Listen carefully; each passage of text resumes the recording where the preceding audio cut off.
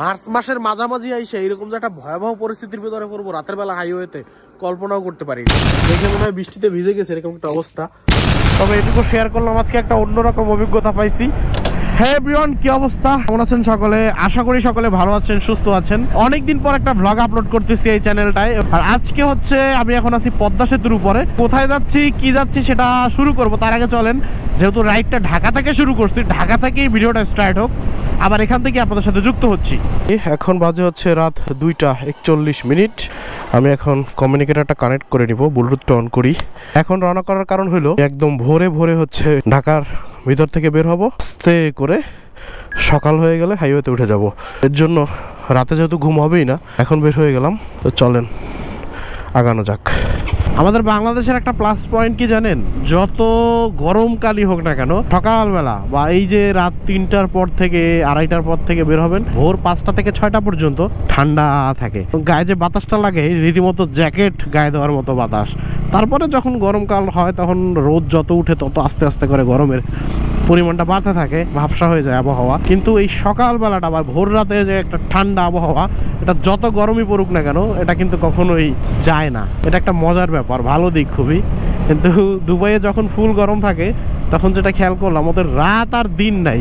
আপনি ভোর 5টার সময় বের হইলেও কোনো ঠান্ডা নাই, ওই গরম যে একটা ব্যবসা যে আবহাওয়া ওটা সরাসরি লাগে। আর রোদ হইলে তো রোদের হিটটা লাগে, স্বাভাবিক ব্যাপার, বাট গরমটা কখনোই যায় না। আপনি রুম থেকে বের হইলেন, গরমকালে এসি বন্ধ থাকবে মানে আপনাকে সাথে সাথে গায়ে একটা পুরো হিট অলওয়েজ মনে হয় যে চুল্লির ভিতরে ফালাই দিছে। যদিও গরমটা সহ্য করার মতন, ও সহ্য হলে তো মানুষ এতদিন ধরে যুগের পর যুগ বসবাস করতে পারতো না, কাজকর্ম করতে পারতো না। যেখানে যা ওয়েদার।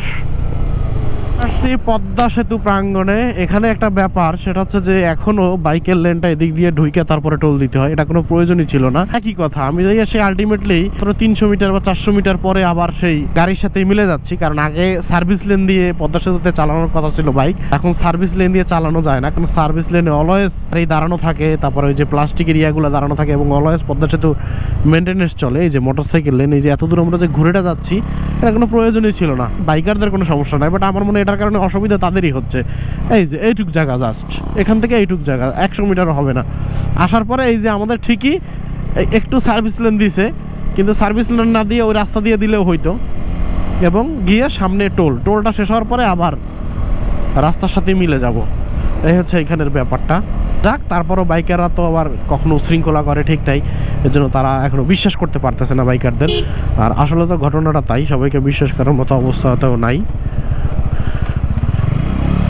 বিশ্বাস করার মতো কাজও আমাদের নাই, রেকর্ডে নাই।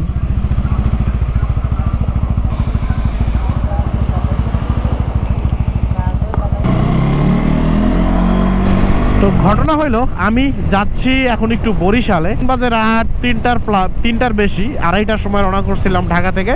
বরিশাল ঠিক না, ঝালকাঠিতে, আমার হোম টাউনে একটু ব্যক্তিগত কাজে যাচ্ছি। লাস্ট মাসেও একটা সিভিক্স নিয়ে ভিডিও দিয়েছিলাম ঝালকাঠি যাওয়ার।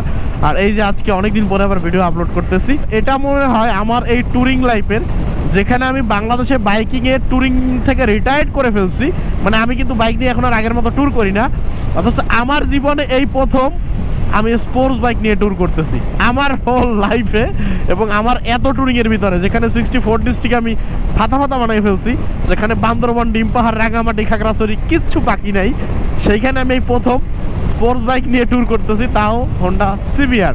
এর আগে আমার মনে পড়ে না, আমার কোনো ব্লগে আসেও বলে মনে হয় না যে আমি কোনো স্পোর্টস বাইক নিয়ে ট্যুরে গেছিলাম। তো সিবিআরটা সবাই বলতেছে কমফোর্টেবল, তো এর জন্য একটু চালাইয়া নিয়ে আসলাম। বাট আমি এখন যেটা নিয়ে বের হয়েছি সেটা হচ্ছে এপি রেসিং হোন্ডা, থাইল্যান্ডের। এপি রেসিং থাইল্যান্ডেরই হয় এবং 2019-এরই মডেল। এরপরে আর এপি রেসিংয়ের কোনো মডেল বের হয় নাই। তো যাই হোক, যাচ্ছি, ভালোই লাগতেছে। অনেকদিন পরে, এটা রাতের বলা যাবে না, অলরেডি যত আগাচ্ছি তত ভোর হচ্ছে।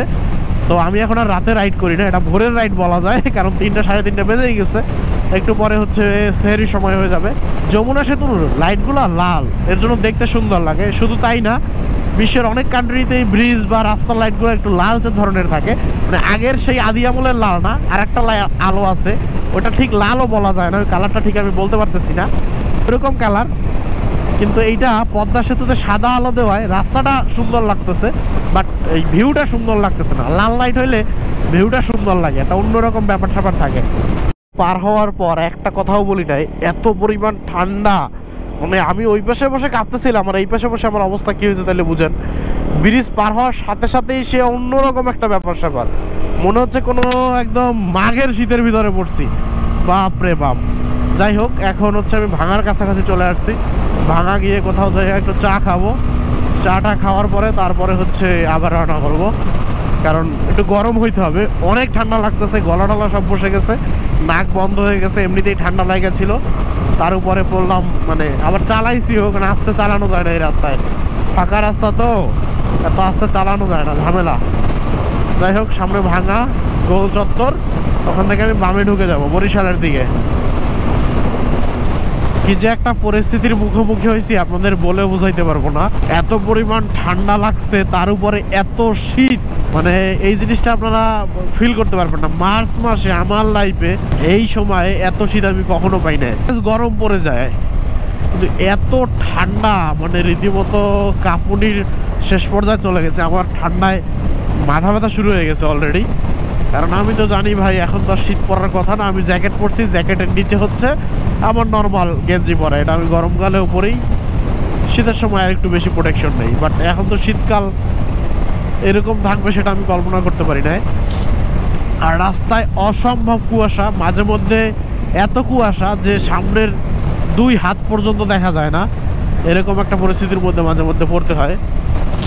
আর কতক্ষণ আর দাঁড়াবো? পেট্রোল পাম্পে একবার দাঁড়াইছিলাম, চা খাইলাম, বারবার কি আর দাঁড়ানো যায়? যত দাঁড়াবো তত টাইম নষ্ট হবে, বরঞ্চ আরও ঘুম চলে আসবে, এনার্জি নষ্ট হবে। চালানোর ভিতর থাকলে একটা মনোযোগের ভিতরে থাকে আর কি, তো এটা একটা ঝামেলা। মার্চ মাসের মাঝামাঝি আইসে এইরকম যে একটা ভয়াবহ পরিস্থিতির ভিতরে পড়বো রাতের বেলা হাইওয়েতে, কল্পনাও করতে পারি না। এই হচ্ছে বাইক, এই যে দেখেন কুয়াশার অবস্থা, এই দেখেন কুয়াশা দেখা যাচ্ছে, হ্যাঁ।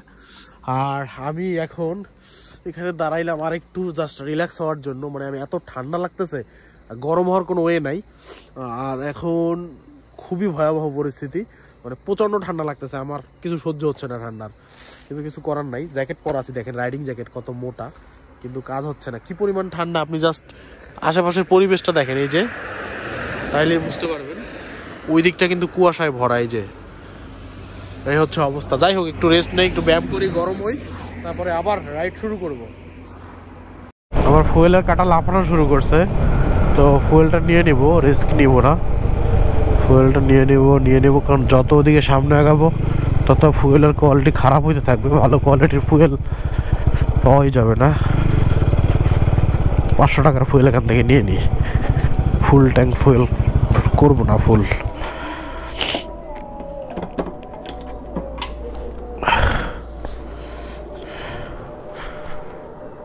500 টাকার দেন।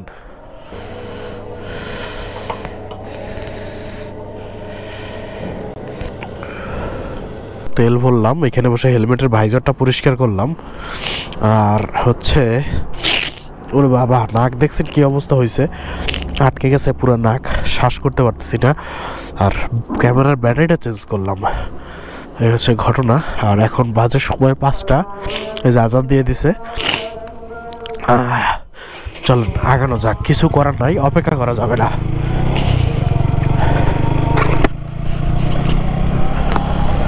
বাজে 5:30টার মতন, আর দেখেন অবস্থা, এই যে কুয়াশা, আর কি পরিমাণ কুয়াশা এটা আপনারা আমার এই দেখেন হেলমেটের ভাইজার দেখলেই বুঝতে পারবেন আমি কি কষ্টে যে চালাই আসছি। দেখেন, মানে শীতকালে এরকম কুয়াশা এবার কোথাও পাই না। গাড়ি পুরা ভিজে গেছে, গাড়ি দেখেন পুরা মনে হচ্ছে বৃষ্টিতে গাড়ি চালাইছে। আর প্যান্ট এই দেখেন, প্যান্ট দেখেন আমার, মানে দেখে মনে হয় বৃষ্টিতে ভিজে গেছে এরকম একটা অবস্থা, এই পরিমাণ কুয়াশা।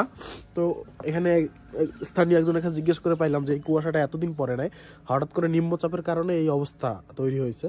তো এই কারণে হচ্ছে আজকে এই অবস্থা, আজকে এরকম ঠান্ডা পড়ছে আর কি। যাই হোক, এটা একটা অন্যরকম অভিজ্ঞতা, গরমকালে পুরা মাইনাসের মতন অনুভূতি আর কি, পুরা দার্জিলিং ফিল হচ্ছে। দেখেন চারপাশে, দেখেন দার্জিলিং।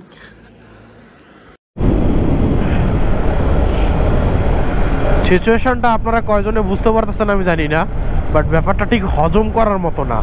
গরমকালে কুয়াশা, এবং কুয়াশাটা অস্বাভাবিক রকমের কুয়াশা, এমন না যে রাস্তায় অল্প অল্প থোকায় আছে, পুরা বাগান বাড়ি, ঘর বাড়ি, রাস্তাঘাট, মানে কানায় কানায় পরিপূর্ণ। সম্ভব হবে আমি আজকে এখানেই ব্লগটা শেষ করি। ভালো থাকেন সকলে, যাওয়ার দিন আবার দেখা হবে, কথা হবে। তবে এটুকু শেয়ার করলাম, আজকে একটা অন্যরকম অভিজ্ঞতা পাইছি। আমি আর কথা বলতে পারতেছি না, আমি আউট অফ লিমিটে চলে গেছি। তাহলে ভালো থাকেন সকলে, সুস্থ থাকেন, দেখা হচ্ছে পরবর্তী ভিডিওতে। আজকের মতো বিদায় নিচ্ছি বরিশাল থেকে, বাই বাই।